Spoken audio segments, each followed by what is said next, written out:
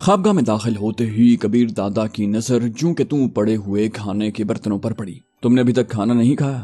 تناوش بولی، میں آپ کی منتظر تھی۔ کبیر دادا کو معلوم تھا کہ اس سے بحث بیکار ہے، اس لیے وہ خاموشی سے کھانا کھانے بیٹھ گیا۔ ایک ہی دن تناوش کے ساتھ گزارنے کے بعد اسے لگنے لگا تھا جیسے وہ اسے برسوں سے جانتا ہو۔ اس کا ہر عمل کبیر دادا کو پہلے سے پتہ چل جاتا، اس کے منہ سے نکلنے والے الفاظ کا مفہوم وہ ادائیگی سے پہلے جان جاتا۔ اس نے سالن نکالنے کے لیے جوں ہی ڈونگے کو ہاتھ لگایا، اس کے ہاتھ سے ڈونگا جھپٹتے ہوئے وہ تیز لہجے میں بولی، میں ڈال رہی ہوں نا؟ کبیر بولا، میرے پاس ہاتھ نہیں ہے کیا؟ تناوش کہاں ہار ماننے والی تھی، برجستہ بولی، ہاتھ پاؤں تو بیوی کے پاس بھی موجود ہوتے ہیں، پھر وہ کیوں شوہر کی کمائی کھاتی ہے؟ کبیر بولا، غلط، آج کل کئی عورتیں نوکری پیشہ ہیں۔ وہ بھی بحث پر اتر آیا۔ تناوش بولی، ان میں اکثریت مجبور خواتین کی ہے، اور جو شوقیہ نوکری کرتی ہیں انہیں شوہر کی پرواہ ہی نہیں ہوتی۔ کبیر دادا اس پر چوٹ کرتا ہوا بولا، تو تم بھی اپنا شوق پورا کرنے کے لیے نوکری ڈھونڈ لو، کم از کم اس بہانے میری جان تو اس خدمت گزاری سے چھوٹ جائے گی۔ تناوش بولی، ہر کسی کا اپنا اپنا شوق ہوتا ہے، اور میرا شوق آپ کی خدمت کرنا ہے، آپ کا خیال کرنا اور آپ کے ناز نخرے برداشت کرنا۔ اس نے پہلا نوالا کبیر دادا کے منہ کی طرف بڑھایا۔ وہ بولا، یہ کیا ہے؟ منہ کھولے بغیر اس نے ناک بھون چڑھائی۔ کہا، جب بتایا ہے اس طرح کے چونچلے مجھے بالکل پسند نہیں ہیں، پھر تمہاری سمجھ میں کیوں نہیں آ رہا؟ یہ کہتے ہوئے وہ خود نوالا توڑنے لگا۔ تناوش نے اپنا ہاتھ پیچھے نہیں ہٹایا تھا۔ جو ہی اس نے نوالا منہ کی طرف لے جانا چاہا، تناوش نے بائیں ہاتھ سے اس کا ہاتھ پکڑ لیا۔ چہرے پر غصہ طاری کرتے ہوئے کبیر دادا نے اس کی طرف دیکھا۔ وہ گھبرائے بغیر بولی، ہر بات پر ضد کرنا اچھی عادت نہیں ہے۔ وہ بولا، ضد نہیں کر رہا، تمہاری بچگانہ حرکتوں پر غصہ آتا ہے۔ یہ کہتے ہوئے اس نے تناوش کے ہاتھ میں پکڑا نوالا منہ میں لے لیا۔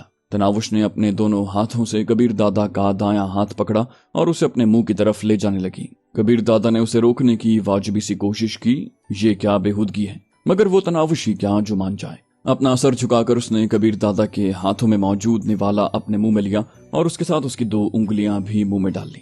نوالا چباتے ہوئے وہ شوخی سے بولی، جو بچے پیار کی زبان نہیں سمجھتے ان سے زبردستی کام لینا پڑتا ہے۔ کبیر دادا اسے غصیلی نظروں سے گھورتا رہ گیا۔ وہ شرارتی لہجے میں بولی، اب خود کھانا شروع کریں، مجھ سے دوسرے نوالے کی امید نہ رکھیے گا۔ نہ چاہتے ہوئے بھی کبیر دادا کے ہونٹوں پر مسکراہٹ نمودار ہوئی۔ بولا، اور اگر میں کہوں کہ سارا کھانا ہی تمہارے ہاتھوں سے کھانا ہے پھر؟ وہ جیسے خوشی سے کھل اٹھی، بولی، سچ؟ اس کے ساتھ لگتے ہوئے وہ وارفتگی سے بولی، میں حاضر ہوں نا؟ یہ کہتے ہی اس نے دوسرا نوالا کبیر دادا کے ہونٹوں کی طرف بڑھا دیا۔ اس کی بے ساختہ خوشی نے کبیر دادا کو حیران کر دیا تھا۔ خلوص کسی تعارف کا محتاج نہیں ہوا کرتا، محبت کو اظہار کی حاجت نہیں ہوتی، چاہت الفاظ کا سہارا نہیں لیتی، عشق خوشبو کی طرح نظر آئے بغیر اپنی موجودگی کا یقین دلا دیا کرتا ہے، پیار پھول کی طرح گونگا ہو کر بھی اپنی کشش میں جکڑ لیتا ہے۔ کبیر دادا نے بھی اس کے شرارتی لہجے کو دیکھتے ہوئے مذاق کیا تھا، مگر تناوش کے چہرے پر امٹ پڑنے والی بے پایاں خوشی نے اسے مسحور کر دیا۔ وہ اس سحر سے تب باہر آیا جب تناوش اسے اپنے ہاتھوں سے کھانا کھلا چکی تھی۔ پانی کا گلاس اٹھاتے ہوئے اس نے سیر ہو جانے کا اعلان کیا، اچھا بس کرو اب، اور خود بھی 2 نوالے کھا لو۔ وہ خوشی سے چہکی، بولی، مجھے تو لگ رہا ہے یہ سارا کھانا میرے ہی پیٹ میں گیا ہے۔ کبیر دادا نے منہ بنایا، بولا، احمقوں کے سینگ تو نہیں ہوتے۔ وہ شوخی سے گنگنائی، ایک ہمیں کو احمق کہنا کوئی بڑا الزام نہیں، دنیا والے دل والوں کو اور بہت کچھ کہتے ہیں۔ کبیر دادا ایک دم سنجیدہ ہو گیا، بولا، کیا تمہیں حقیقت میں ایسا ہی لگتا ہے کہ میں تمہیں محبت کے ہاتھوں مجبور ہو کر لے آیا ہوں؟ وہ پھیکی سی مسکراہٹ سے بولی کہ خوشی سے مر نہ جاتے اگر اعتبار ہوتا۔ کبیر بولا، اگر جانتی ہو تو پھر ہر وقت رومانس کا بھوت خود پر سوار نہ رکھا کرو۔ اس مرتبہ کبیر دادا کی بات کا جواب دیے بغیر وہ کھانا کھاتی رہی۔ کبیر دادا میٹھا کھانے لگا۔ 2-3 چمچ لے کر وہ گلے میں مفلر کی طرح لٹکی ہوئی ٹائی باندھنے لگا۔ تناوش نے کھانے سے ہاتھ کھینچتے ہوئے کہا، مجھے بھی ٹائی باندھنا سکھا دو۔ وہ بولا، کیوں، کیا سوٹ پہننے کا شوق ہے؟ وہ بولی، نہیں، آپ کی ٹائی میں خود باندھا کروں گی۔ وہ بولا، میں باندھ سکتا ہوں، اور جانے کے ارادے سے اٹھ کھڑا ہوا۔ تناوش بولی، بار بار یہ بتانے کی ضرورت نہیں ہے کہ آپ کیا کیا کر سکتے ہیں، میں محتاج یا معذور سمجھ کر آپ کے کام نہیں کرتی۔ اس کا لہجہ طنزیہ نہیں تھا، مگر کبیر دادا کو غصہ آ گیا۔ بولا، جب مجھے ضرورت نہیں ہے تمہاری خدمت کی تو کیوں اپنی توانائیاں ضائع کرتی ہو؟ اس کے سامنے کھڑے ہو کر تناوش نے سر اٹھا کر اس کی آنکھوں میں جھانکا۔ بولی، اور جب معلوم ہے کہ میں یہ سب کرنے سے باز نہیں آؤں گی تو آپ کیوں نہیں اپنی ضد چھوڑ دیتے؟ وہ جھلاتے ہوئے بولا، ضد چھوڑوں گا یا نہیں، تمہیں ضرور چھوڑ دوں گا۔ وہ بولی، شاید مجھے ڈرا کر خوشی ملتی ہے۔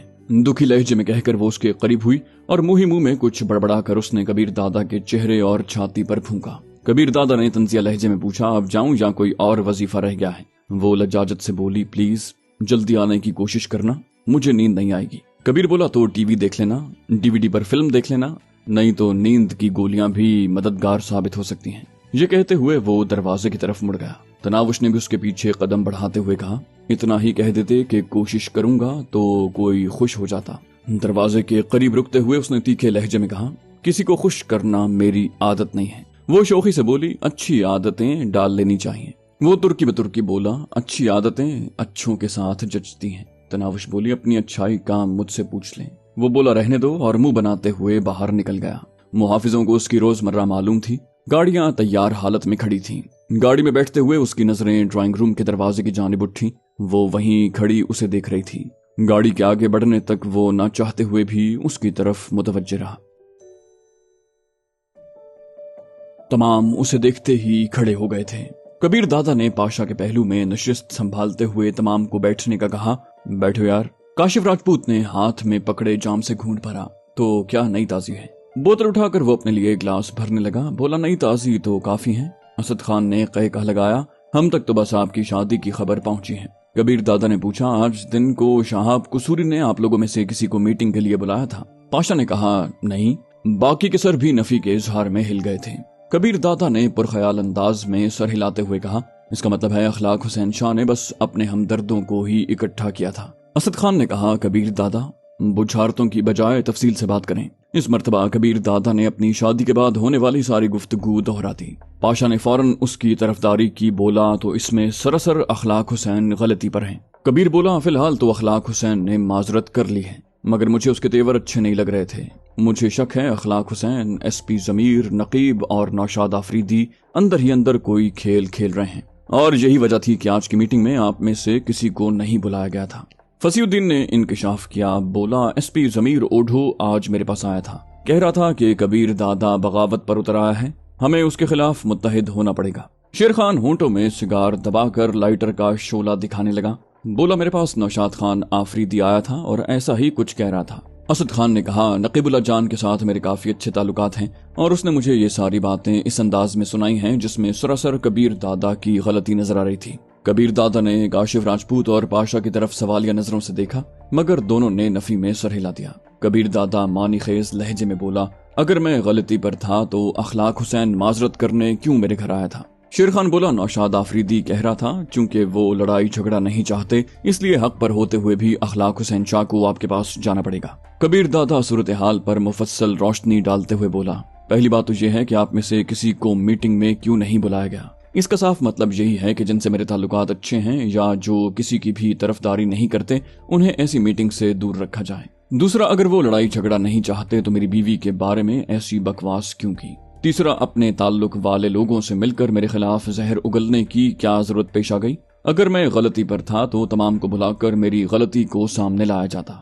पाशा मुस्तफसिर हुआ, अब आप हमसे क्या चाहते हैं? वो कबीर दादा का शागिर्द और अच्छा दोस्त था। कबीर दादा ने जवाब दिया, मुझे भी किसी की तरफदारी तो चाहिए होगी। यूं अकेला मैं तमाम का मुकाबला कर भी लूं तो अपना ज्यादा नुकसान करवा बैठूंगा। फसीउद्दीन बोला, मगर धमकी आपने दी है कबीर दादा। कबीर दादा ने तीखे लहजे में पूछा, अगर कोई किरण भाभी के मुताल्लिक ऐसी बात करे तो आपका जवाब क्या होगा? फसीउद्दीन साफ गोई से बोला, मगर उन तमाम को लगता है कि वो लड़की आपकी बीवी नहीं रखेल है, और ऐसी लड़की के लिए किसी गैंग के सरबराह पर हाथ उठाना गलत है। कबीर दादा तीखे लहजे में बोला, आपको सिर्फ एसपी ही मिला है, वो तमाम की नुमाइंदगी कैसे कर सकता है? फसीउद्दीन बगैर लगी लिपटी रखे बोला, उसका कहना है शहाब कसूरी के सामने आपने एतराफ किया है कि ये लड़की सिर्फ चंद दिन की मेहमान है, और ये कि चूंकि आपकी आगोश में आने के लिए उसने निकाह की शर्त पेश की थी, तभी आप निकाह पर राजी हुए हैं, और इस निकाह का मकसद बस उसका आर्जी हुसूल है। कबीर दादा ने सफाई पेश करते हुए कहा, वो एक मजाक था।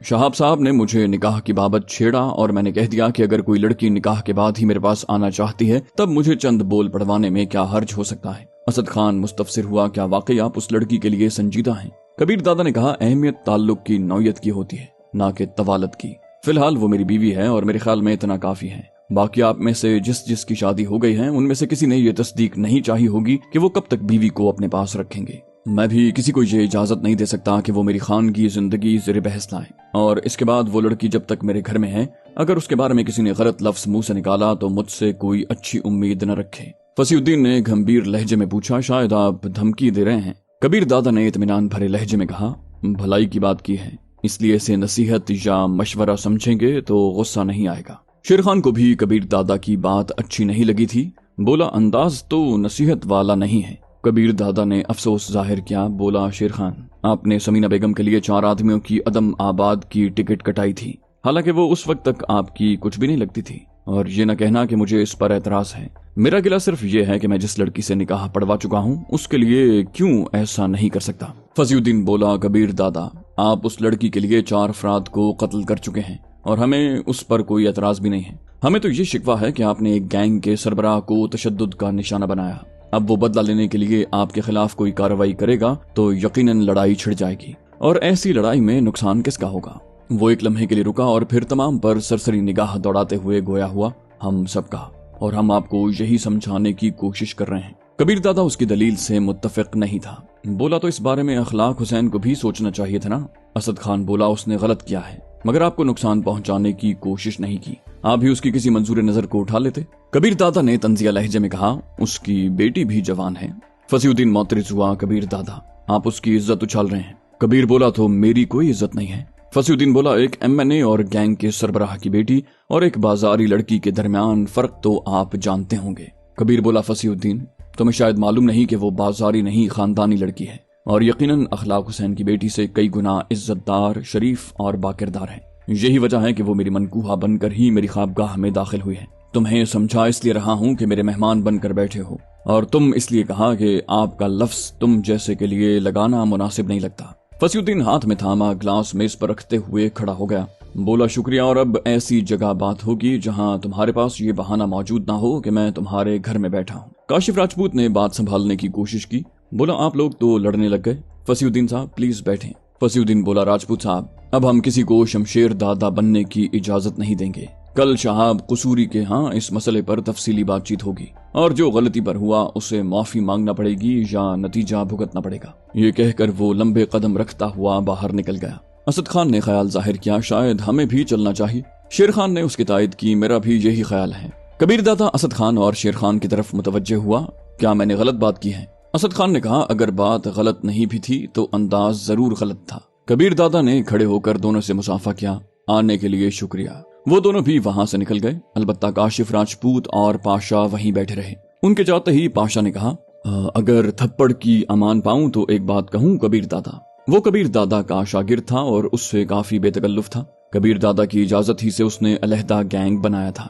कबीर दादा ने मुंह बनाया। बोला, एक तुम ही रह गए हो, कह लो। वो बोला, क्या वाकई में वो आपको बहुत प्यारी है? कबीर दादा ने नफी में सर हिलाया। बोला, नहीं, बिल्कुल नहीं। अगर अखलाक हुसैन ने बेगैरती न की होती तो शायद आने वाली सुबह उसे हमेशा हमेशा के लिए वापस भेज देता। अब मेरी अना का मसला आड़े आ रहा है। मुझे उस लड़की की नहीं अपनी परवाह है, क्योंकि एक ऐसी लड़की जिसे मैं आर्जी तौर पर सही लेकिन बीवी का दर्जा दे चुका हूँ, उस पर कोई हाथ डाले ये मेरी गैरत को गवारा नहीं। अगर मैं उसे निकाह पढ़ाकर न लाया होता तो यकीनन इतना सख्त रद्द अमल जाहिर न करता। पाशा बगैर लगी लिपटी के बोला, आप खुद को धोखा दे रहे हैं या हमें? कबीर दादा ने नाराजगी भरे लहजे में पूछा, क्या मतलब? वो बोला, कबीर दादा, मैंने अलहदा गैंग जरूर बना लिया है, मगर कोशिश के बावजूद आपसे अलहदा नहीं हो पाया हूँ। मैं हर दूसरे दिन आपके मुहाफिजों से तफसीली बातचीत करता हूँ, आपके बारे में मुकम्मल मालूमात लेता हूँ, और आपके मुहाफिज भी जानते हैं कि मैं क्यों आपसे बाखबर रहना चाहता हूँ, इसलिए वो कोई भी बात नहीं छुपाते। और आपने कल जिस कैफियत के तहत ये सारी कार्रवाई की है, उससे उन वाजिबी ज़हनियत के मुहाफिजों ने भी अंदाजा लगा लिया था कि आप अपने हवासों में नहीं हैं। आपको इस हालत में उन्होंने पहले कभी नहीं देखा। उनके नजदीक आप लड़की को बहुत ज्यादा अहमियत दे रहे थे, और ये सच है तो मैं गुजारिश करूंगा कि वापस लौट आएं। आपका मकाम और शख्सियत इस बात से मेल नहीं खाती कि एक लड़की के लिए बदनाम हो जाएं। कबीर दादा ने खामोश बैठे काशिफ से पूछा, राजपूत, क्या आपको भी यही लगता है? कबीर दादा की तरह वो भी शमशेर दादा का शागिर्द था और दोनों शुरू दिन से दोस्त थे। काशिफ राजपूत ने बगैर हिचकिचाए एतराफ किया, जी हाँ, जो कुछ सुना है उसके मुताबिक तो यही लगता है। कबीर दादा अगर किसी की खातिर यूं बेचैन होकर खुद ही भाग पड़े तो इसका मतलब यही है कि उस शख्स की अहमियत को तस्लीम करता है, और अब फसीउद्दीन के साथ आपका सुलूक इस बात को मजीद तकवियत दे रहा है। कबीर बोला, यार, आप लोगों के नजदीक भी मेरी जबान की कोई अहमियत नहीं। क्या मुझे इस बात से तकलीफ नहीं होनी चाहिए कि एक लड़की को मैं बीवी बनाकर लाया हूँ और मुझसे कम हैसियत का आदमी उसे उठा कर ले जाए या उसके बारे में बकवास करना शुरू कर दे? पाशा बोला, आपके गैंग में दर्जनों ऐसे अफराद मौजूद हैं जो इस काम को बेहतर तरीके से अंजाम दे सकते थे, اور اس سے پہले بھی آپ अपने आदमियों से ही काम लेते हैं। अलबत्ता कोई बहुत ही अहम काम हो तो आप खुद तशरीफ ले जाते हैं। गोया उस छोकरी को लाना निहायत अहम था। कबीर बोला, क्या आज थप्पड़ खाने का इरादा करके घर से चले थे? पाशा बेफिक्री से बोला, मार लो कबीर दादा, अभी तक मेरी आदत तब्दील नहीं हुई। कबीर बोला, आप लोग क्यों उसे मेरी महबूबा बनाने पर तुले हुए हैं? वो चिल्लाते हुए खड़ा हो गया। पाशा ने उसके हाथ से पकड़कर दोबारा बिठा लिया। कबीर दादा, अखलाक हुसैन ने माजरत करके उस लड़की को आपकी बीवी तस्लीम करते हुए गोया सरेंडर कर दिया है। अब वो झगड़ा खत्म हो जाना चाहिए था। उसके बाद हमें बुला के ये सारा किस्सा दोहराने की क्या जरूरत थी? अगर आपके नजदीक उस लड़की की अहमियत नहीं थी और आप इस टंटे को खत्म करना चाहते थे तो इसी वक्त अखलाक हुसैन के सामने उसे तलाक देकर कहते, बस आपकी जिद पूरी हो गई। यकीनन अखलाक हुसैन भी खुश होकर किसी इंतकामी कार्रवाई से बाज आ जाता। कबीर दादा ने मुंह बनाया, बोला, ना मैं किसी इंतकामी कार्रवाई से डरता हूँ और ना मुझे किसी थर्ड क्लास इंसान को खुश करने में दिलचस्पी है। पाशा वसूख से बोला, यकीनन आप किसी से नहीं डरते, लेकिन झगड़ा तो आप भी नहीं चाहते। इसी वजह से आपने हमें बुलाया ताकि दोनों तरफ ग्रुपों की तादाद बराबर रहे। मगर फसीहुद्दीन के उस लड़की के खिलाफ जरा सी बात करने पर आप भड़क उठे और अमन बरकरार रखने की सारी कोशिशों को ठोकर मार दी, क्योंकि वो आपको बहुत अजीज है। कबीर दादा आपे से बाहर हो गया, भाड़ में जाए वो, फजूल बातें न करो। पाशा घबराए बगैर बोला, अच्छा ठीक है, यूं है कि आप आज रात उस लड़की के साथ शुगल करें और सुबह सवेरे कुछ दे दिलाकर उसे चलता करें, ना रहेगा बांस ना बजेगी बांसुरी। कबीर दादा पुरख्याल लहजे में बोला, अखलाक हुसैन उसे तंग करेगा। पाशा बेपरवाही से बोला, तो करता रहे, आपकी जिम्मेदारी दिलावर शेख तक महदूद थी। उसे पूरे पाकिस्तान के मर्दों से बचाने का ठेका आपने नहीं ले रखा। आप उसके बॉडीगार्ड नहीं, एक गैंग के सरबराह हैं। खुद को इतना हल्का न करें कि एक छोकरी के लिए दूसरों के साथ लड़ाई झगड़ा मोल लेते रहें। कबीर बोला, वो बहुत मजलूम है यार। उसका थका हुआ लहजा जाहिर कर रहा था कि उसके पास दलाइल खत्म हो चुके हैं। पाशा बोला, यकीनन वो पाकिस्तान में अकेली मजलूम नहीं है, बल्कि कई मजलूम तो आपके जुल्म का निशाना बन चुके होंगे। आप इमाम मस्जिद या तबलीगी जमात के मुबल्लिग नहीं हैं, एक गैंगस्टर हैं। कबीर अली खान नहीं, कबीर दादा, और दादा का लफ्ज आपकी उम्र नहीं ओहदे को जाहिर कर रहा है। कबीर बोला, ठीक है यार, दिमाग खराब न करो, सुबह उसे भेज दूंगा। वो अपने लिए दूसरा ग्लास भरने लगा। काशिफ राजपूत और पाशा के होंठों पर मुस्कुराहट नमूदार हो गई। काशिफ ने कहा, अब हमें भी इजाजत दें, चंद जरूरी काम निपटाने हैं। कबीर बोला, ठीक है, आप जाएं, कल शहाब कसूरी के यहाँ मुलाकात होगी। पाशा खुलूस दिल से बोला, दादा मैं जानता हूँ कि आप अकेले भी उन तमाम का मुकाबला कर सकते हैं, लेकिन उसके बावजूद मैं वादा करता हूँ हमेशा हमें अपने दाएं बाएं ही पाएंगे। कबीर दादा ने इस बात में सर हिला दिया, बोला, जानता हूँ। उनके जाने के 2-3 मिनट के बाद उसका सेक्रेटरी अजीम इजाजत मांगकर अंदर दाखिल हुआ। दादा साहिल वाले अड्डे पर जाना होगा, 2 दिन से नहीं जा सके। कबीर दादा ने दीवार पर टंगी घड़ी पर निगाह दौड़ाई। सुइयां 10:30 बजे का ऐलान कर रही थी। एक लम्हा सोचने के बाद वो अपने मुहाफिजों का नाम लेते हुए बोला, इम्तियाज, बाकिर वगैरह को साथ ले जाओ, मैं वापस जा रहा हूँ। अजीम ने कुछ कहना चाहा, आप अकेले? मगर कबीर दादा की तेज नजरें देखते ही गड़बड़ा कर बात बदल दी, मेरा मतलब है कार के बगैर। कबीर बोला, सुजुकी खड़ी है ना, उसी में चला जाऊंगा। उसने हाथ से उसे जाने का इशारा किया और अजीम सर हिलाता हुआ दरवाजे की तरफ मुड़ गया। सहन में जाते ही उसने इम्तियाज पार्टी को तैयार होने का हुक्म दिया। इम्तियाज ने कहा, कबीर दादा को तो बाहर निकलने दो। वो चारों सहन में कुर्सियां लगाकर ताश खेलने में मसरूफ थे। अजीम बोला, कबीर दादा साथ नहीं जा रहे, वो घर जा रहे हैं। ये कहते हुए वो कबीर दादा की कार की तरफ बढ़ गया। बाकिर ने हैरानी से कहा, इतनी जल्दी वापस जा रहे हैं और वो भी अकेले? उसने हाथ में पकड़े हुए पत्ते मेज पर फेंक दिए। बख्श ने कहा, तो क्या दादा अकेला भी 10-15 अफराद पर तो भारी है। इम्तियाज बोला, भाई दादा तो गया काम से। 10 बजते ही उसे नमाजन की याद सताने लगी। बाकिर की तकलीद में इम्तियाज भी हाथ झाड़ता हुआ खड़ा हो गया। गाड़ी में बैठते हुए वो बख्श की तरफ मुतवज्जे हुआ। वैसे क्या कहते हैं, ये इश्क कब तक कायम रहेगा? बख्श वसूख से बोला, इतनी जल्दी खत्म होता नजर नहीं आता। कम बखत बला की खूबसूरत और मासूम है। आज सुबह लॉन में नमाज पढ़ रही थी, फिर वहीं टहलती रही। दुपट्टा भी सर से नहीं सरकने देती। पता नहीं एक गैंगस्टर के हाथ कैसे चढ़ गई। रुखसार ने ख्याल जाहिर किया, ऐसी लड़कियां हद दर्जे की शौहर परस्त होती हैं। खुद से तो उसने कभी तलाक नहीं मांगनी। इम्तियाज मुंह बनाते हुए बोला, बात उसकी नहीं, कबीर दादा की मर्जी की है। बाकिर ने कहका लगाया, बोला, वो अपने हवासों में कब है? देखते नहीं किस तरह 10 बजते ही भाग पड़ा है, जबकि वो नमाजन सुबह और अभी शाम को घर से निकलते वक्त बाहर तक कबीर दादा को रुखसत करने आई थी। कार के दाखिली दरवाजे से निकलने तक वहीं खड़ी कबीर दादा की तरफ मुतवज्जे रही। दादा भी बार बार मुड़कर यूं देख रहे थे जैसे मजनू लैला को देखा करता था। तमाम बाकिर की बात पर खिलखिलाकर हंस पड़े। तो दोस्तों ये थी हमारी आज की एपिसोड। उम्मीद करते हैं आपको हमारी कहानी पसंद आई होगी। जाने से पहले इस वीडियो को लाइक कीजिए और शेयर करना मत भूलिए।